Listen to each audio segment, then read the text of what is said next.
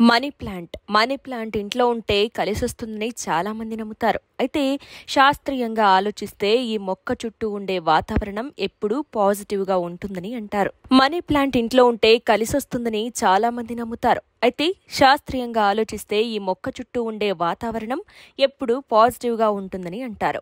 అంతేకాకుండా ఇది ఇంట్లో వాళ్లకు శక్తిని, అదృష్టాన్ని ఇస్తుందనేది కొందరి నమ్మకం. అయితే మనీ ప్లాంట్ ను ఎక్కడ పడితే అక్కడ ఉంచకూడదని మన శాస్త్రాలు పేర్కొన్నాయి. కొన్ని ప్రత్యేకమైన ప్రదేశాల్లో మాత్రమే మనీ ప్లాంట్ ను నాటాలట. ఇంట్లోని ఈశాన్య భాగంలో ఉంచకూడదట. అలా ఉంచితే లాభం కంటే నష్టమే ఎక్కువట. ఉన్నదంతా కరిగిపోవడమే కాదు, ఇంట్లో వాళ్లు అనారోగ్యాల బారిన పడతారట.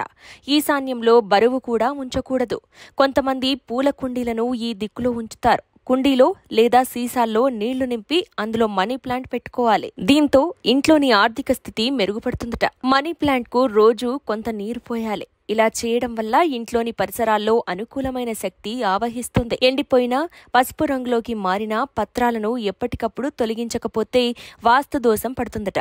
ఈ ప్లాంట్ ను ఎప్పుడూ ఆగ్నేయ దిశలో ఉంచాలట. ఇది విఘ్నేశ్వరుడికి ఇష్టమైన దిక్కు. ఈ క్రమంలో ప్లాంట్ ను ఉంచితే అదృష్టం బాగా కలిసొచ్చి ఇంట్లో వాళ్లకు శుభం కలుగుతుందట.